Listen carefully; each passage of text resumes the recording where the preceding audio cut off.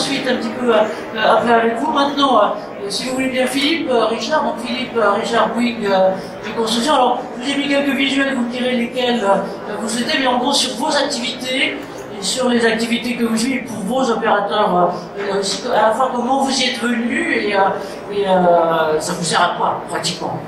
Oui, bonjour et merci de m'avoir invité. Donc ça va être compliqué de résumer une petite trentaine d'années de travaux sur les TMS, sur les chantiers en 5 minutes, mais je vais surtout expliquer l'apport effectivement des nouvelles technologies. Alors, nous en fait on se sert de ces nouvelles technologies sur deux grands aspects. La spécificité de nos métiers, c'est que nos compagnons, nos ouvriers on les appelle des compagnons, nos compagnons en fait sont multitâches, ils n'ont pas une seule activité et ils sont comme un peu dans la logistique très mobiles sur un chantier. C'est donc compliqué de les suivre, ils ne sont pas à poste fixe ni à, je dirais, métier fixe. Ils font de la manutention, ils font du coffrage que vous voyez à l'écran, ils font du bétonnage, etc. Et donc ils sont soumis à une multitude d'expositions diverses. La grosse difficulté qu'on a donc, c'est d'être capable d'identifier les points prioritaires d'attention en fait à avoir sur ces postes, et surtout chacun de ces chantiers, on en a à peu près 600 dans le monde, en fait, sont soumis aux conditions exogènes, la météo, les conditions externes, etc. Donc c'est très compliqué d'avoir une vision très objective.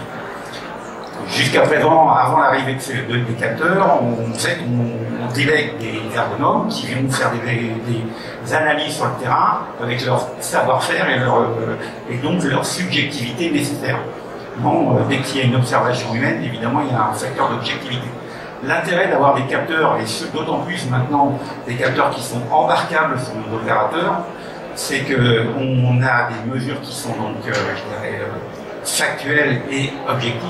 Et surtout, ce qui nous permet, nous, de partager en fait les conclusions ou les analyses entre les différents chantiers, entre les différents pays, etc.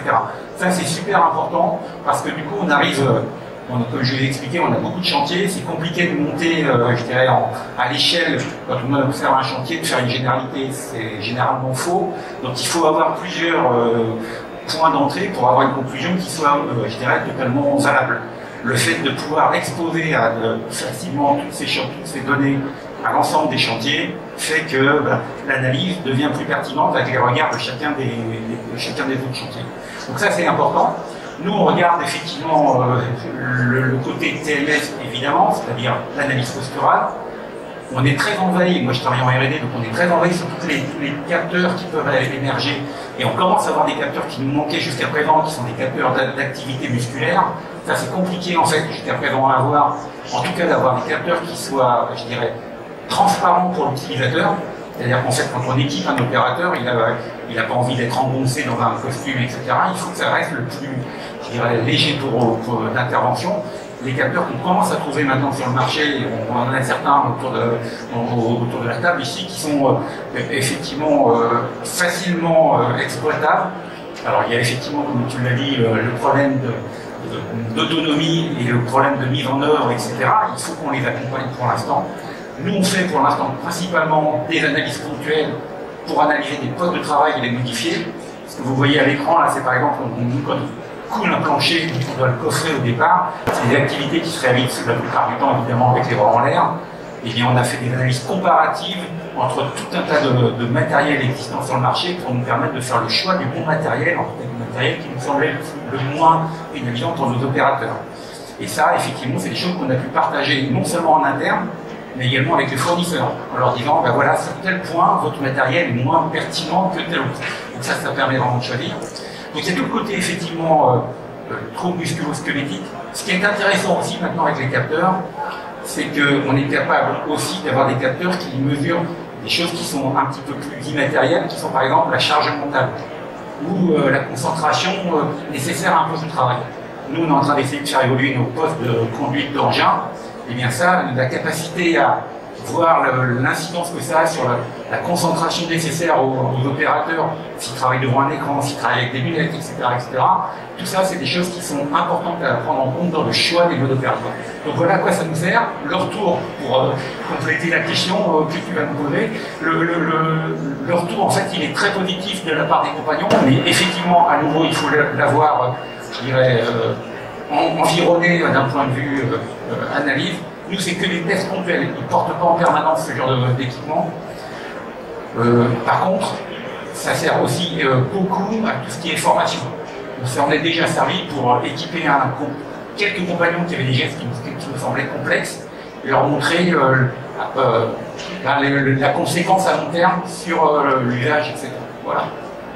Merci à vous, et on voit bien effectivement l'importance que vous accordez, j'ai gagné d'un côté, à la personne et au facteur humain complètement directement là-dessus, et en même temps au pilotage d'activité. Alors c'est vrai que moi, juste là-dessus, j'ai souvenir d'avoir vu il y a quelques années parler au premier Vivatech, des trucs qui étaient effectivement de suivi de ce que pouvait être par casque par exemple, l'état de concentration ou autre, pour éviter les risques effectivement de gens qui sont en haut des grues ou sur les enjeux. Ça nous paraissait vraiment complètement fantasmagorique il y a 4-5 ans, là maintenant c'est pas très. Ça commence à arriver dans la réalité.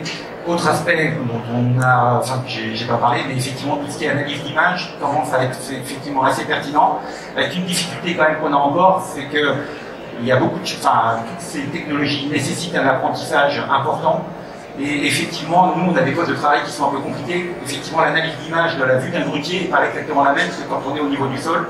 Et donc, reconnaître un compagnon quand on est debout ou quand on le voit à partir d'une grue, c'est complètement différent. Et donc, il faut réapprendre toute la machine à faire un certain nombre de choses. Donc, ça demande du temps.